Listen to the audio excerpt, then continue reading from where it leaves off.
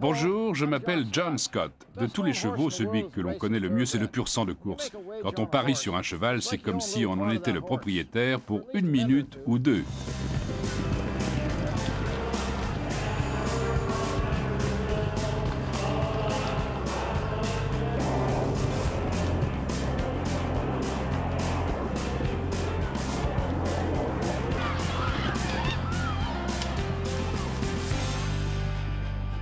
Nous allons nous rendre dans les coulisses des champs de course pour voir comment on fabrique un champion et ce que 300 ans de tradition ont apporté au sport équestre. Le pur sang de course est un cheval sélectionné pour ses capacités à courir, mais aussi et surtout pour son désir de courir. Les hommes aiment la vitesse et ils aiment gagner. Le pur sang, tout animal qu'il soit, reflète ses sentiments humains. On entend les propriétaires et les entraîneurs parler de chevaux honnêtes, de chevaux courageux, pleins d'allant. Ces expressions évoquent la volonté des chevaux d'aller au-delà de leurs propres limites pour le plaisir de gagner.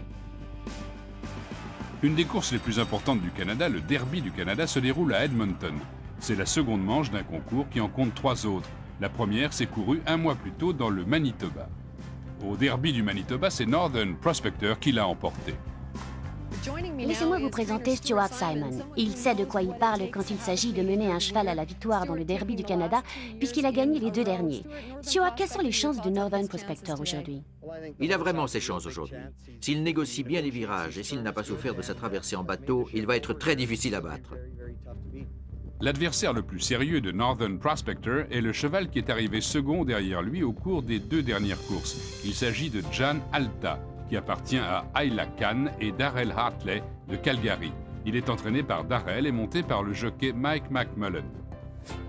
C'est le 67e Derby du Canada. Les chevaux doivent parcourir 2200 mètres pour un prix de 100 000 $.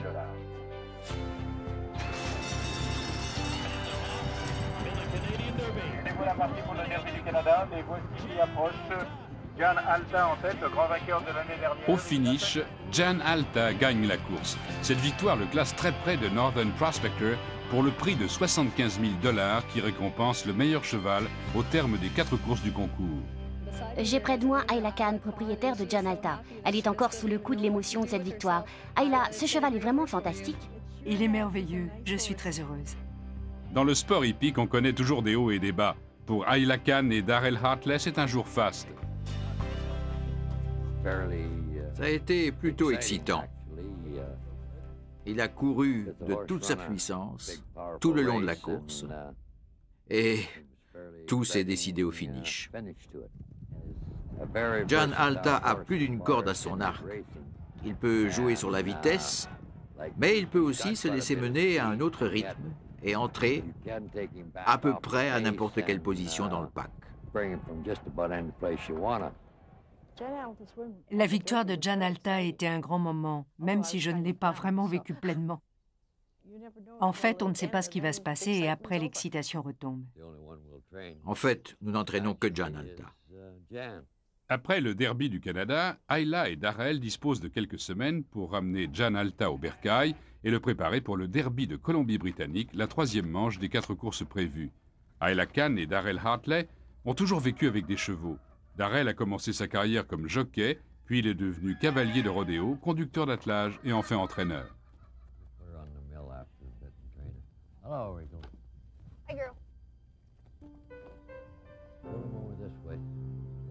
Voilà, tu le places et tu le ramènes en arrière.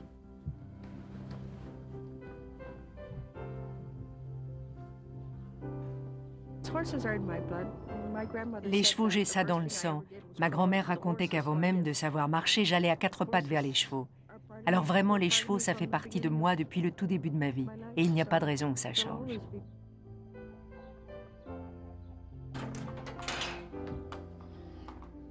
Ayla et Darrell font sortir 2 chevaux pour l'entraînement. Les autres en profitent pour montrer leur vitalité et combien ils aimeraient aussi sortir et aller courir. En fait, ils aiment l'entraînement. Tous les jours, ils sont capables de s'entraîner de façon volontaire. Et il n'y a aucun je m'en foutisme en eux. Ils sont vifs, alertes, jamais agressifs. C'est simple, ils aiment ça. Au Derby du Canada, Jan Alta a montré qu'il était au mieux de sa forme. La méthode de Darrell pour atteindre de telles performances peut paraître un peu inattendue. Oh, recule, mon grand. Depuis que nous avons ce tapis roulant, ça fait 5 ans et demi, j'ai découvert qu'on peut vraiment mettre un cheval en condition. Le muscler correctement, il court sur une surface souple, on ne le charge pas, et il n'y a personne autour pour le pousser à faire des écarts, à changer d'allure et tout ça. Il faut qu'ils aient les jambes bien droites et qu'ils soient capables de maintenir une allure ou d'accélérer, mais aussi de pousser une pointe de vitesse s'il le faut. C'est pour ça que nous utilisons le tapis roulant.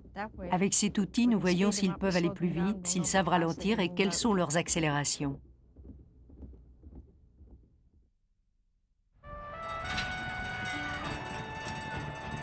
Depuis 300 ans, le lignage des pur-sang fait l'objet d'une protection rigoureuse. Jan Alta est né en Alberta, mais son pédigré est californien. Quand Ayla Khan a acheté la mère de Jan Alta en Californie, elle était déjà pleine, fécondée par le grand étalon Variety Road. Jan Alta est né à la ferme le 2 janvier. Nous avons eu beaucoup de chance. Nous étions coincés par la neige dans le Montana et sa mère secrétait déjà du lait. Nous avons bien cru que le poulain allait naître au Montana. Mais nous avons réussi à la ramener et elle a donné naissance à Jan Alta environ 10 jours plus tard. C'était un poulain très difficile. Quand nous emmenions sa mère pour la faire féconder, il fallait faire vite car il ne supportait pas de rester seul. Nous l'avons castré très tôt, parce qu'il était si insupportable que nous avions peur qu'il se blesse. Nous n'aurions jamais imaginé qu'il allait devenir un tel champion. On ne peut jamais savoir avec les poulains. On ne peut jamais savoir avec les poulains, exactement. Il y a une telle incertitude dans l'élevage de pur-sang que cette phrase pourrait être la devise de bien des professionnels. Nous avons 7 poulains en ce moment. Il est fort possible qu'aucun d'eux ne soit un bon coureur. C'est réellement un coup de poker. Les gens qui vont aux courses disent qu'ils parient, mais en réalité, c'est nous qui parions le plus gros. Malgré toutes ces incertitudes, les propriétaires pensent toujours que le lignage est la clé de la découverte d'un bon coureur.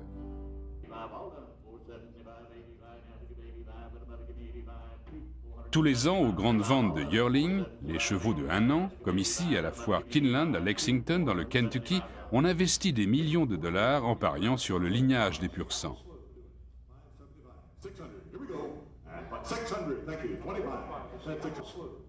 Si l'on remonte dans l'histoire de cette vente, les enchères sur un yearling commençaient à 3 000 $ en 1943. En 1985, la mise à prix atteignait 400 000 $. Lorsque Northern Dancer, qui appartient au Canadien E.P. Taylor, s'est retiré des courses pour devenir étalon, les prix des yearlings ont atteint des niveaux records. Pour l'un de ses descendants, les acheteurs sont allés jusqu'à 13 millions de $, alors que les yearlings n'avaient même pas fait leurs preuves. Tout près de chez Ayla Khan, Roy McLellan élève aussi des chevaux de course.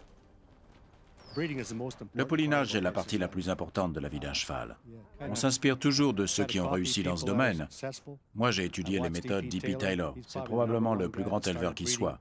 Il a su choisir des lignages et obtenir des résultats sur le champ de course. C'est pour ça que je continue d'aller voir les courses. Il faut avoir des chevaux qui peuvent se placer pour avoir aussi des gagnants. C'est aussi pour ça que je garde un bon nombre de mes poulains et que je les fais courir. Avec un peu de chance, on a un cheval capable de se placer et on part de lui pour créer un lignage. Comment va Sky High? Oh, il va très très bien. Roy McLellan a mis tous ses espoirs dans un yearling élevé dans le Kentucky, Sky High. Sky High n'a pas encore fait grand-chose. Mais son père a eu une carrière fantastique. Il a gagné plus de 3 millions de $ sur les champs de course. Il a commencé sur la piste, mais il s'est blessé. Alors ils l'ont mis sur l'herbe, il est devenu un superbe cheval sur herbe. Il a couru la Coupe des éleveurs et il ne s'est fait battre que d'une encolure par un autre grand cheval. C'est ce qui a attiré mon attention sur lui.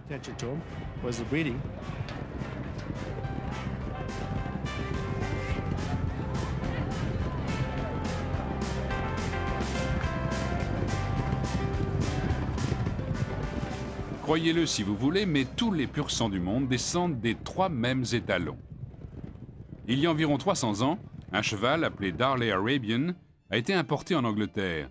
Son nom lui venait de Thomas Darley, qu'il avait déniché en Syrie et échangé contre un fusil. Bayerley Turk, quant à lui, était un cheval de guerre dont un capitaine anglais nommé Bayerley avait fait l'acquisition en Turquie.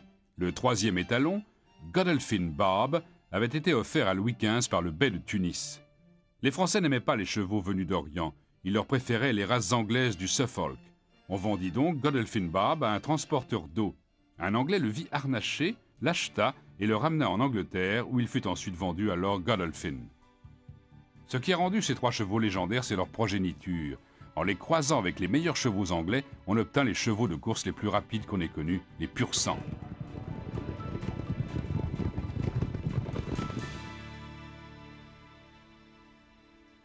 Cependant, tous les pur sang ne sont pas des chevaux de course. Ces chevaux-ci sont aussi des pur sang, mais ils sont élevés pour d'autres usages que la course. Avec Jan Alta comme modèle, Darrell Hartley nous décrit ce qui fait un cheval de course.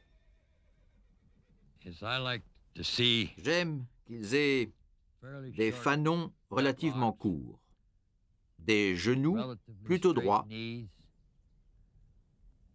surtout des pieds parfaitement droits, tout d'abord. J'aime aussi qu'il soit assez grand. C'est le cas de celui-ci. Il faut que l'épaule soit oblique et la hanche solide. De plus, contrairement à la plupart des gens, j'aime aussi qu'ils aient un long cou. Souvent, les gens les préfèrent avec une encolure plus courte. Moi, je préfère les chevaux avec une tête plus dégagée, plutôt comme le pur sang anglais.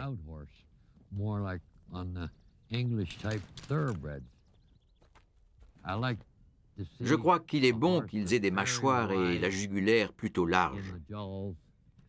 Cela leur permet une respiration plus ample, un meilleur passage de l'air, ce qui renforce l'efficacité de leur souffle et de leurs poumons. Quelques semaines après la victoire de Jan Alta au Derby du Canada, Ayla Khan et Darrell Hartley l'emmènent à Vancouver pour le Derby de Colombie-Britannique. Jan Alta perd la course, mais sa 4e place lui permet de passer devant Northern Prospector dans le concours pour la prime spéciale des 4 derbys.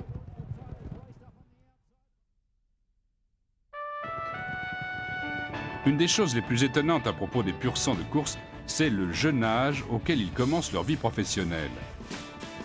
Les poneys de polo ne commencent leur apprentissage qu'à l'âge de 4 ans. Les chevaux de dressage, quant à eux, le continuent encore à l'âge de 10 ans. En comparaison, les chevaux de course sont déjà sur la piste à l'âge de 2 ans et sont au mieux de leur performance à 3 ans. Mike Sullivan est chef d'écurie chez Roy McClellan. Parmi d'autres tâches, il a celle de s'occuper des poulains et des yearlings.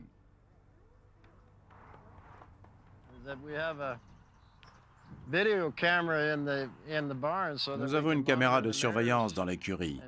Ça nous permet de garder les juments à l'œil et d'intervenir dès qu'elles mettent bas. Et après ça, eh bien, je crois bien que les premiers visages que les poulains voient, ce sont les nôtres. Nous passons généralement 3 ou 4 heures avec les mères et leurs petits. Et pendant que les juments et leurs poulains s'apprivoisent l'un l'autre, les petits s'habituent aussi à nous très vite. Et c'est sans doute pour ça qu'ils sont faciles à vivre, qu'ils sont assez peu sauvages. Après cette période d'apprivoisement mutuel, les poulains partent au pré avec leur mère.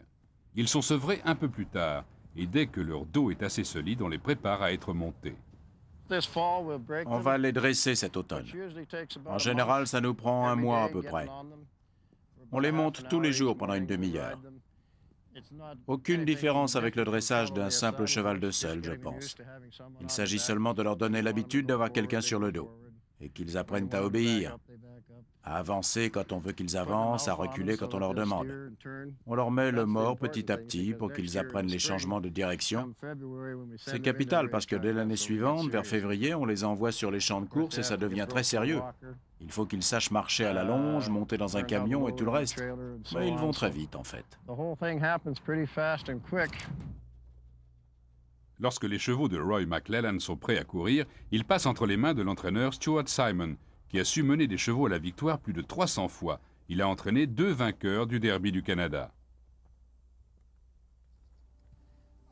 J'essaye de trouver un juste milieu entre des exercices où le cheval est en bonne santé, content, où il a envie de courir, et un entraînement qui le mène à une forme suffisante pour aller en compétition. Il faut qu'il soit en forme, mais il faut surtout éviter le surentraînement. Cette recherche du juste milieu, c'est mon but essentiel.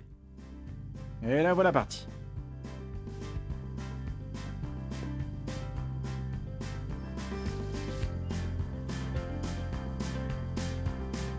Nous sommes de retour dans l'écurie. L'entraînement est fini pour aujourd'hui, c'est au tour des lads de travailler. Il faut qu'ils brossent les chevaux et qu'ils observent leurs jambes et qu'ils s'assurent que tout va bien. Ce cheval-là, il s'appelle Last Call Lover. Quand nous l'avons acheté, c'était un yearling. Il n'a pas fait de course à 2 ans parce que c'est un cheval qui mûrit plutôt lentement. Mais là, il a fait 2 ou 3 bons départs et il a gagné sa dernière course. Il est de nouveau inscrit pour dimanche prochain. Espérons qu'il va encore faire une bonne course. Et ce poulain-ci, au bout, avec ses drôles de jambes, il s'appelle Music Jamboree. Il est assez prometteur. Pour sa première course, une course de yearling à réclamer, avec un prix de 100 000 $, il est arrivé second, à une courte encolure. Depuis, nous l'avons à nouveau fait courir, mais il s'est fait un claquage. Le claquage, c'est l'une des blessures les plus fréquentes chez les jeunes pur-sang. C'est quasiment la même chose que chez les humains. C'est le vétérinaire qui intervient. Il donne un sédatif au cheval et applique un cataplasme sur la blessure. C'est en fait une sorte d'onguent chaud qu'il applique sur chaque point pendant 10 à 20 secondes. Cela reconstitue l'os, en fait. Cela reconstruit une masse osseuse par-dessus la luxation. Après qu'il ait passé les blessures à la teinture d'iode, il met comme un pansement pour que tout ça reste propre. Ça doit permettre au cheval de se préserver contre les éventuelles blessures à venir et empêcher que cela recommence. Enfin, on espère. En ce qui concerne les blessures, les pur-sang sont comme les sportifs de haut niveau. Peu d'entre eux font une carrière sans s'être blessés d'une façon ou d'une autre. Voici Sovaciento, un hongre de 4 ans qui appartient à Roy McClellan. À 3 ans, Sovaciento a gagné le Derby du Canada de 1995. Même s'il a l'air plutôt en forme, Sovaciento se remet en ce moment d'une blessure sérieuse à la jambe. C'est un cheval qui nous a donné beaucoup de satisfaction. Il a gagné des courses pour chevaux de 2 ans et ensuite le Derby quand il avait 3 ans. Il nous a déjà rapporté plus de 180 000 $. En juillet dernier, il a gagné une autre de ses courses, la Spangled Jimmy. Mais pendant la course, il s'était tiré des ligaments à la cheville. Et c'était il y a 2 mois, mais nous avons toutes nos chances. Il se remet bien. Et avec encore 2 ou 3 mois de repos, nous pensons que nous le retrouverons comme avant, avec les mêmes capacités. Il n'a que 4 ans, il a encore du temps devant lui. Il suffit que nous aussi nous prenions notre temps et nous avons bon espoir qu'il redevienne le bon cheval de course qu'il était. Il y a des chevaux qui sont vraiment très sollicités, qui font beaucoup de courses. Ils sont très compétitifs, ils aiment courir et ils y mettent beaucoup d'énergie. Et souvent, les meilleurs y mettent tant d'énergie qu'ils finissent par se blesser. Nous réessaierons avec lui l'année prochaine et avec un peu de chance, il sera encore meilleur. Nous ne voulons pas qu'il se blesse. En plus des blessures, les pur-sang courent parfois d'autres risques. Ils peuvent avoir une santé fragile. C'est pourquoi les propriétaires portent une attention extrême à leur nourriture. La nourriture des chevaux est capitale. Nous essayons d'en cultiver nous-mêmes la plus grosse partie et d'en contrôler la qualité. Il faut que les céréales et le foin aient un taux élevé de protéines, sinon il nous faut leur donner trop de compléments nutritifs. Nous leur donnons beaucoup de maïs, surtout aux chevaux de course, parce qu'il leur faut beaucoup de glucides pour pouvoir courir. Souvent, les chevaux ont tendance à engloutir leur repas, mais nous préparons tout de façon à ce que ce soit toujours frais, parce qu'ils n'engloutissent pas la nourriture si elle est fraîche. De plus, nous y ajoutons de l'eau chaude et des molasses pour faire une sorte de purée. C'est très difficile d'avaler une purée d'un seul coup. De telles précautions ont pour but de prévenir les coliques, car chez un cheval, ces troubles peuvent être très sérieux. Les coliques sont un souci constant pour tous les éleveurs. Ça arrive parce que les chevaux mangent trop vite, ou le stress est aussi une cause. Et en plus, il y a des chevaux qui sont sujets à ça, sans raison. Mais la colique est généralement fatale, peu de chevaux y survivent. Les soins qu'il faut apporter aux pur-sang exigent un énorme travail, mais même les propriétaires et les éleveurs les plus attentifs ne peuvent être sûrs que leurs chevaux ne seront jamais malades ni blessés. Dans le derby d'Alberta, la dernière des 4 courses du concours, Jan Alta était en tête du classement, tout près de toucher la prime. Avec une victoire, un résultat placé et une 4e place, il suffisait qu'il prenne le départ du derby d'Alberta pour gagner les 50 000 $. Il suffisait qu'il prenne le départ. Une nouvelle terrible nous est parvenue il y a 1 ou 2 jours. Jan Alta, le favori, a dû quitter la course. Cela fait partie du jeu, il y a des hauts et des bas. Malheureusement, Jan Alta s'est blessé. En fait, à l'entraînement, tout allait bien. Le cheval travaillait bien, avec facilité. Mais en se relevant, il s'est blessé au boulet et il s'est fracturé un os. En un jour, Ayla Khan et Darrell Hartley ont perdu la tête du concours pour se retrouver avec un cheval blessé. Il faudra le faire travailler pendant des mois avant de savoir s'il pourra courir à nouveau. Il va bien en réalité. Il a bien supporté l'opération. Et il a manifestement envie de se battre. Il semble que rien ne le démoralise. Nous sommes obligés de le garder au calme, alors il n'y a plus autant de gens pour s'occuper de lui. Et il nous en veut un peu. On dirait un enfant gâté. Quand la malchance s'abat sur eux, les professionnels du monde hippique disent toujours qu'ils vont tout laisser tomber, mais ils le font rarement, peut-être parce qu'ils continuent d'espérer que les jours de chance vont revenir. Tandis que Jan Alta s'approchait de la victoire au derby du Canada de 96, Sanvaciento, le vainqueur du derby de 95, était en congé pour un problème de ligament. Et quand le derby d'Alberta s'est ouvert à Calgary, en l'absence de Jan Alta, c'est Let Kingo qui s'est présenté en vainqueur surprise. Plus tard dans la même journée, Last Call Lover, le cheval de Roy McClellan, a gagné une course à réclamer sur 1200 mètres. La chance, ça va, ça vient. Et tous ceux qui ont attrapé le virus des courses doivent être prêts à tout. En fait, ce qui permet à tous de tenir le coup, c'est ce qui les a amenés aux courses dès le départ, leur amour des chevaux. Quand on les voit courir, c'est comme une liberté dont on ne peut pas bénéficier soi-même. Les chevaux, c'est l'image même de la liberté. N'importe quel cheval, quand vous le regardez, lui, il est libre, alors que nous sommes toujours plus ou moins emprisonnés. C'est Churchill, je crois, qui disait ça très bien. Ce que le cheval a à l'extérieur, l'homme le veut à l'intérieur.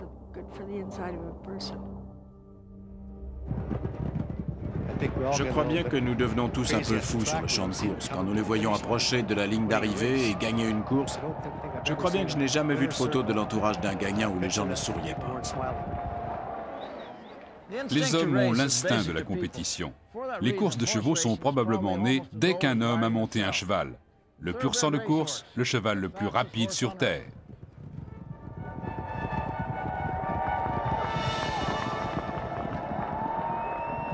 Je crois bien que même si je gagnais $1 million, je continuerais malgré tout à m'occuper de chevaux.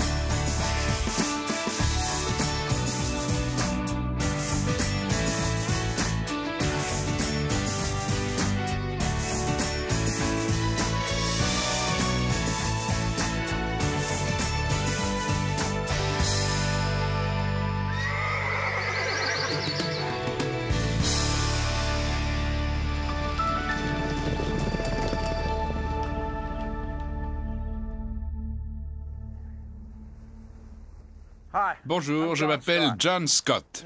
Dans les premiers temps de l'élevage, on attachait beaucoup de prix à un bon cutting horse, ou cheval de tri. C'était un cheval qui savait sortir une vache du troupeau, puis l'empêcher de retourner avec les autres en suivant son instinct grégaire. Depuis, le tri des bestiaux, ou cutting, est devenu un sport populaire. En effet, les épreuves de cutting professionnelles attirent un public nombreux. Allons donc voir ces chevaux de tri, véritables ballerines du monde équestre. Dans les épreuves de cutting, le cavalier dispose de 2 minutes et demie pour travailler au moins 2 bêtes. Quand il en a choisi une et qu'il a concentré sa monture sur elle, il doit laisser les rênes lâches et ne pas intervenir dans le travail du cheval. Dans l'idéal, c'est le cheval qui choisit la vache. Quand la vache n'intéresse plus le cheval, le cavalier la laisse partir et en choisit une autre. Mon cheval de 3 ans a été parfait avec son premier veau. Il a été vif et rapide avec la première vache. Pour la deuxième, il était un peu plus nerveux. Il a commencé à galoper un peu trop dans l'enclos et c'est comme ça que j'ai perdu ma deuxième vache. Après, il s'est calmé et il a commencé à bien s'attaquer à sa troisième vache. Mais il est jeune. L'année prochaine, il sera parfait.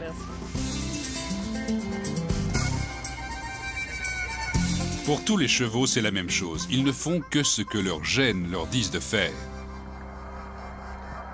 Le pédigré du sauteur lui permet de s'élever au-dessus des obstacles les plus élevés. Le sang chaud du pur sang lui souffle « Vas-y, fonce !» L'instinct du cheval de rodéo, c'est de refuser d'être monté.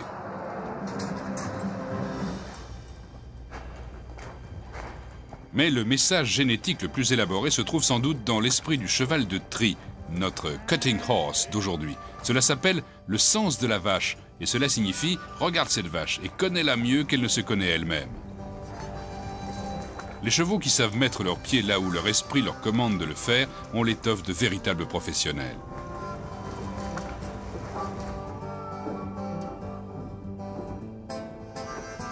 Terry Paradis de Okotoks en Alberta est l'une des championnes des épreuves de tri au Canada. Terry a commencé avec un poney club, en dressant des chevaux, puis en participant à des concours s'étalant sur 3 jours. Et puis il y a 5 ans, elle a attrapé le virus du cheval de tri.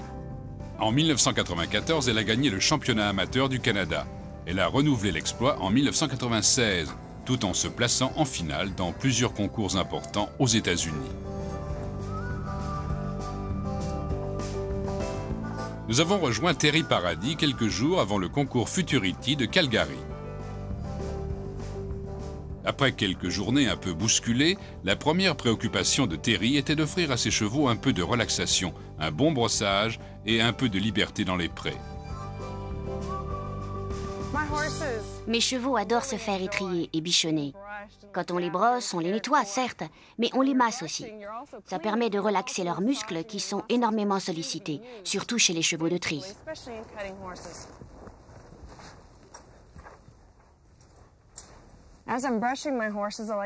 De plus, en les brossant, je vérifie leurs jambes. Je regarde s'il n'y a pas d'enflure suspecte sur les tendons ou sur les boulets. Comme vous pouvez le constater, elle va tout à fait bien.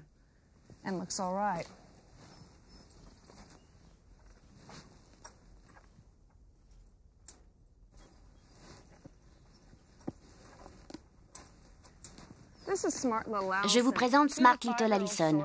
C'est une jument alezane de 5 ans. Elle participe aux compétitions des Novices 3000. C'est un circuit spécial pour les chevaux débutants qui n'ont pas encore gagné 3 000 $ aux démonstrations de week-end. Smart Little Allison est la fille de Smart Little Lina, elle-même fille du célèbre Doc Olina. Elle vient du grand ranch Oxbow à Weatherford en Californie, comme le montre la marque qu'elle porte.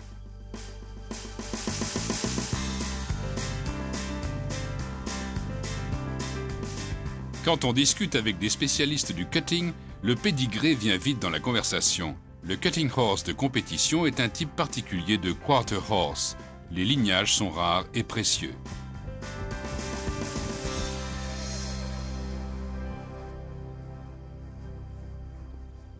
La vedette des écuries de Terry est une jument baptisée Miss Ann Mack, une autre Texane. C'est la jument de 5 ans avec laquelle je concours en amateur. C'est avec elle que j'ai fait le Futurity de Calgary quand elle avait 3 ans. Je l'ai achetée à la vente Futurity à 3 ans. Quand elle est arrivée au Canada, Dunton Moffitt l'a entraînée.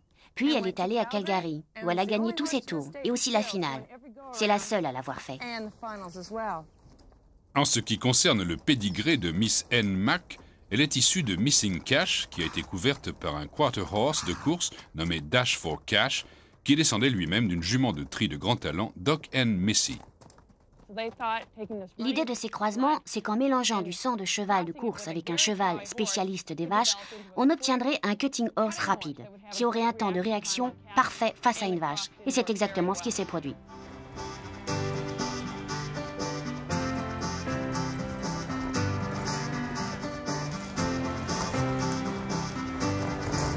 En Amérique du Nord, cela fait près de 200 ans qu'on effectue des croisements pour obtenir un meilleur cheval de tri.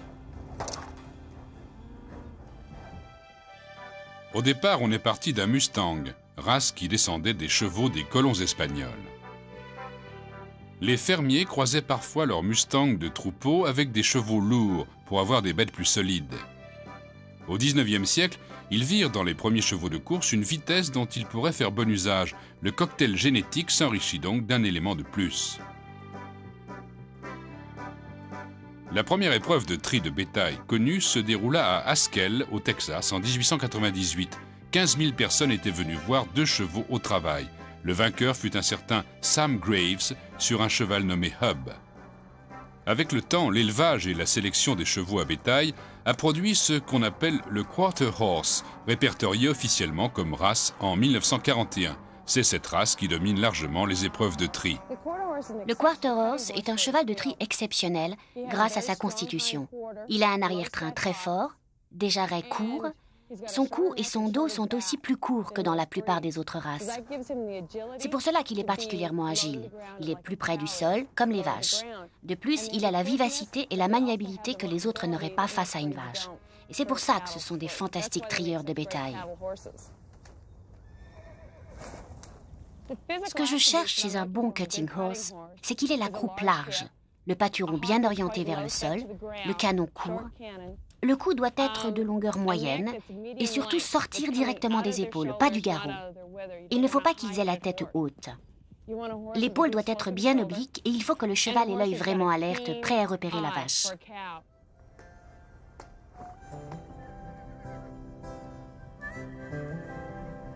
Dans les noms de beaucoup de chevaux de tri, on trouve Doc ou Lena. C'est parce qu'ils descendent du mariage magique entre l'étalon Doc Bar et la jument Poco Lena au début des années 60. Poco Lena était un animal remarquable, un cutting horse formidable. Elle a fait une longue carrière et n'avait pas encore pouliné à l'âge de 13 ans. Quant à l'étalon alezan Doc Bar, c'est une toute autre histoire. Il était adorable, dit-on, avec une allure de cheval arabe. Il avait fait ses débuts comme cheval de course, mais sans succès. Lorsqu'il fut mis en vente pour 1 000 $, personne n'en voulut. C'est un certain Dr. Stephen Jensen de Californie qui finit par l'acheter. C'est aussi lui qui, quelque temps plus tard, fit l'acquisition de Poco Lena qui s'était mis à boiter sérieusement. Le Dr. Jensen remit Poco Lena sur pied tant bien que mal et la maria à Doc Bar. Il en acquit 2 poulains, Dry Doc et Doc O Lena. Poco Lena était si faible qu'elle dut rester couchée pour nourrir ses petits. Elle mourut peu de temps après. Mais le croisement était un succès. Doc Lena gagna le concours de l'Association des Cutting Horse en 1970, remportant tous les éliminatoires. Son frère, Dry Doc, gagna le même concours l'année suivante. Tous deux devinrent ensuite d'excellents étalons et la lignée continue. Ce n'est pas la seule lignée dans le monde des chevaux de tri, mais c'est l'une des meilleures. En voici la preuve. Denton Moffat sur Doc's Lena Doc au concours de Calgary. Doc's Lena Doc, qui appartient à Mike Prue, est champion du Canada depuis 5 années consécutives.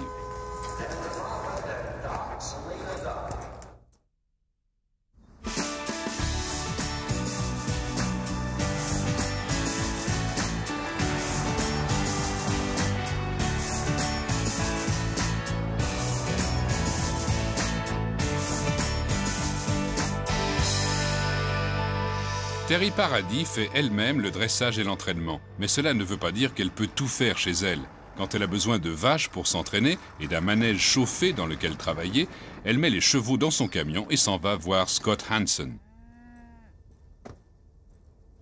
Scott Hansen, Doc Otox, est considéré comme l'un des meilleurs entraîneurs du Canada. Tout en travaillant avec Terry, Scott nous explique un peu comment on prépare un cheval de tri.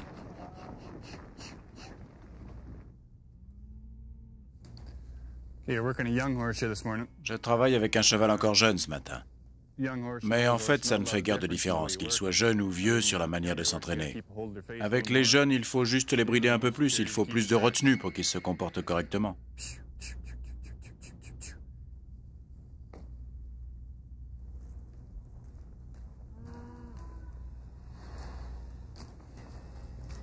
Ce que je cherche à faire ici, c'est de lui faire traverser tout l'enclos, puis s'arrêter.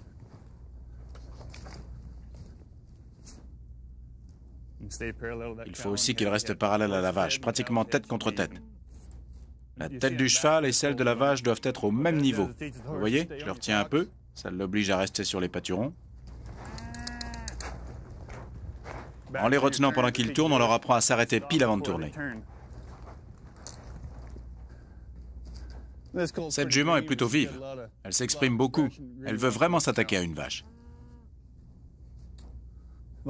Quand on dit qu'ils s'expriment beaucoup, ça signifie que lorsqu'ils regardent une vache, ça leur donne une sorte de frisson, l'expression de leur envie d'y aller.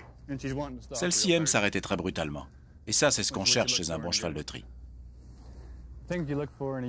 Voilà ce qu'on cherche chez un jeune cheval pour en faire un bon cutting horse. Il faut avant tout avoir l'instinct du bétail. Ensuite, il faut qu'ils aient une solide assise, qu'ils puissent utiliser leur arrière-train à fond. Et s'ils ont tout ça, il faut en plus qu'ils soient faciles à dresser, souples d'esprit. Ce sont les 3 éléments de base pour faire un bon cheval de tri. Ma philosophie, c'est de les forcer à s'arrêter avant qu'ils tournent, qu'ils soient basculés sur les canons et qu'ils apprennent à s'arrêter pile. Il faut les maintenir sur l'arrière et la tête parallèle à celle de la vache. C'est tout.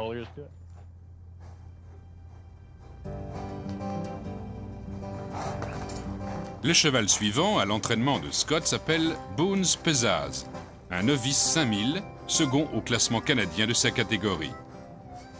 Celui-ci est plus vieux, un peu plus aguerri. L'entraînement est pratiquement le même, mais on peut espérer qu'il ait plus d'initiative que son jeune collègue.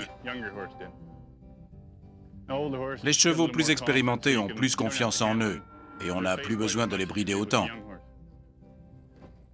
Normalement, on doit pouvoir lâcher les rênes et il se comportera correctement.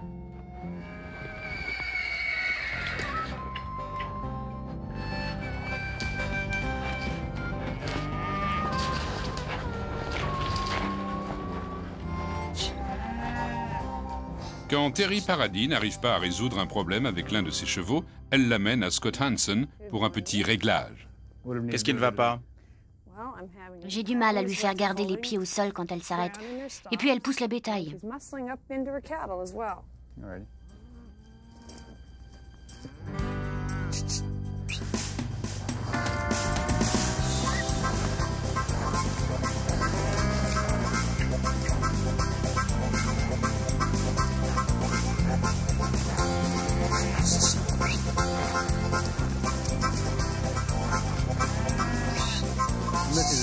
Missy est un cheval de grande qualité. La seule chose qui ne va pas chez elle, c'est qu'elle a tendance à pousser le bétail, comme on dit. Pousser le bétail, ça veut dire ne pas rester parallèle à la vache, mais se mettre perpendiculaire et essayer de pousser. Elle a tellement l'instinct du bétail qu'elle veut se mêler aux bêtes. Alors il faut l'entraîner à éloigner son côté et son épaule de la vache et à s'arrêter net sur le sol.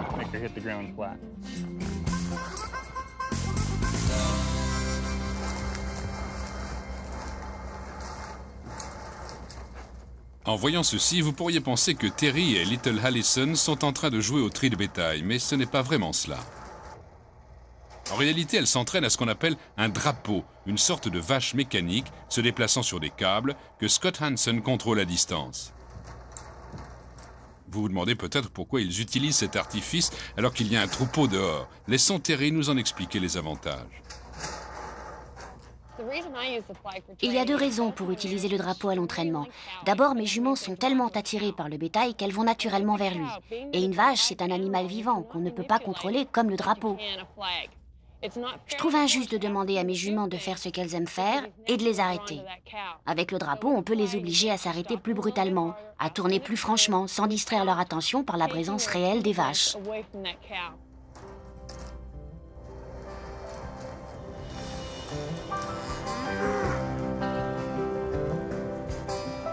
Pour la santé des chevaux de tri, l'essentiel est souvent de les protéger de leur propre enthousiasme. Par exemple, les bottes qu'ils portent ont pour but de les empêcher de se blesser avec leurs sabots quand ils galopent ou qu'ils font volte-face. L'entraînement à l'enclos ou dehors, c'est aussi une protection contre les blessures des tendons ou des ligaments.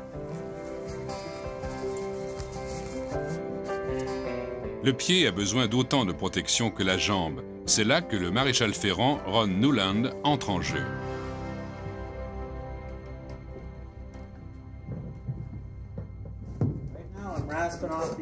Là, je râpe ce qui dépasse. Ensuite, je retire simplement le fer. Quand on ferre un cheval, il faut surtout faire attention à l'équilibre latéral. Je laisse toujours l'angle du pied un peu plus haut que normal. Pas trop, mais ça facilite les mouvements et permet aux chevaux de s'appuyer mieux sur le pied. On utilise la technologie moderne. Il n'y a plus beaucoup de charbon dans nos forges.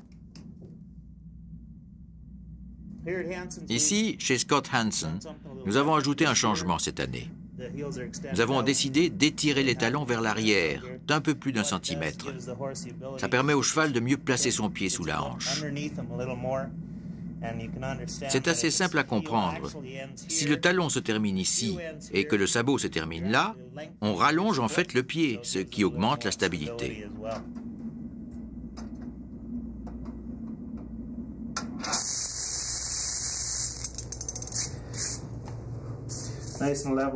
Il faut que ce soit bien de niveau tout autour. Et on fixe le tout. Ça ne fait pas mal au cheval. On retourne la tête des clous ici, et c'est fini. Quoi qu'on fasse, des blessures peuvent se produire. C'est vrai pour tous les athlètes, qu'ils soient hockeyeurs ou chevaux de tri. Voici Doc Stipisan. Il a été sacré novice 3000 en 1992. Et puis mon mari l'a utilisé dans les concours amateurs. Et il l'a emmené au championnat amateur du Canada en 1994. C'est un cheval unique en son genre. Il est grand, ce qui est plutôt inhabituel chez un cutting horse. Il fait environ 15 mains, c'est-à-dire 1,50 m. La plupart des autres chevaux font 14 mains, soit 1,40 m ou même moins. C'est un hongre très costaud. Il est à la retraite maintenant, parce qu'il s'est fait un étirement du ligament suspenseur du dos. Il n'y a pas eu de rupture, mais le ligament était très touché quand même. Je ne peux plus l'utiliser en concours. Une blessure suffisamment sérieuse pour écarter un cheval comme Doc Stipisan des concours n'entraîne pas nécessairement une douleur pour l'animal et ne l'empêche pas de se distraire au pré. Depuis cet automne, il est de nouveau en forme. Il va servir à une petite fille qui apprend à monter. Mais pour les compétitions amateurs, il est à la retraite.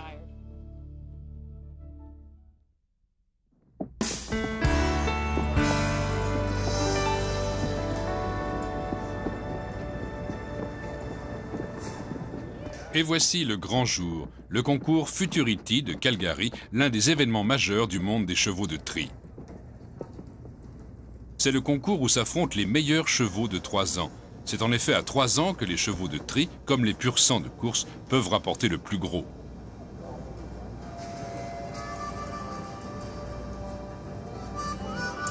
C'est une activité qui attire de plus en plus de gens connus.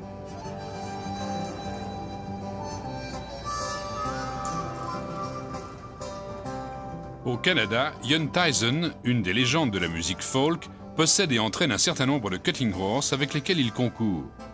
Voici Ian à Calgary sur son 3 ans actuel, Nitro Haida.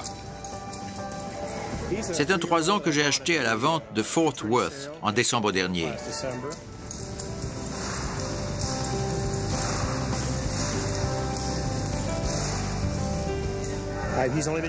Il n'avait concouru qu'une seule fois et il était champion de réserve amateur. C'est le meilleur 3 ans que j'ai eu depuis bien des années. Oui, depuis très longtemps. Sans doute depuis l'époque de Doc Summers Wages, un autre de mes préférés. Il est vraiment très au point et il continue de s'améliorer. C'est capital dans cette activité. Il faut qu'il soit sans cesse très performant. Le cheval de Ian l'a bien servi dans ce tour, mais il n'a pas obtenu autant de points qu'il espérait.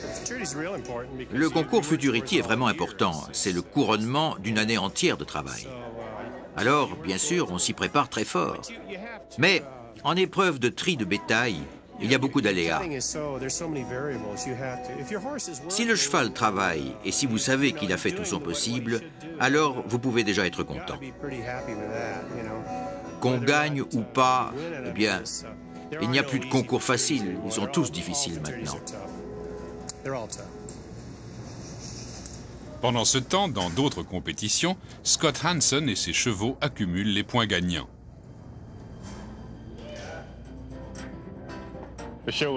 Le concours, c'est le test suprême. On doit laisser faire le cheval pendant 2 minutes et demie. Parce que si on relève la main pour le brider un peu, on a une pénalité. Alors dès qu'on a relâché les rênes, il ne faut plus rien toucher.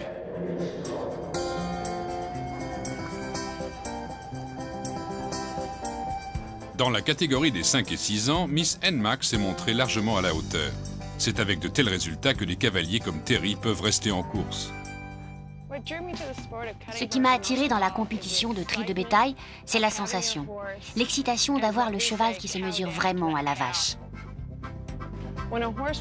Quand il travaille les yeux dans ceux de la vache, c'est une sensation unique au monde.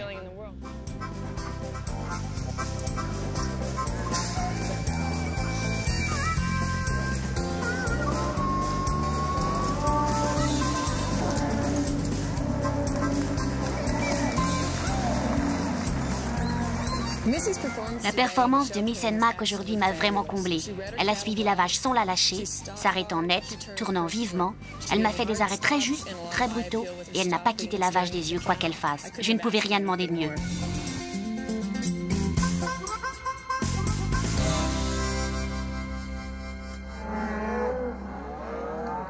Dans les fermes, on a toujours eu besoin de bons chevaux de tri, même quand c'est devenu un sport. Il ne se passe pas un jour dans un ranch sans qu'on ait besoin de trier le bétail. Et ce qui ne changera jamais, c'est qu'un cheval de tri fait le travail en 10 fois moins de temps qu'un homme sur ses pieds. Dans le monde équestre, seul le Cutting Horse, le magnifique cheval de tri, est capable d'un ballet aussi fascinant que nécessaire, en mêlant la fougue, l'habileté et l'instinct. Quand on regarde des chevaux de tri expérimentés, on voit comment ils s'arrêtent. Ils examinent le bétail, ils se mesurent à lui franchement. Ils imaginent toutes sortes de manœuvres savantes, et c'est vraiment un beau spectacle. Ces chevaux adorent leur métier. Si ce n'était pas le cas, on ne verrait pas cette intensité sur leur visage. Ils ne résistent pas au plaisir d'un bon exercice de tri.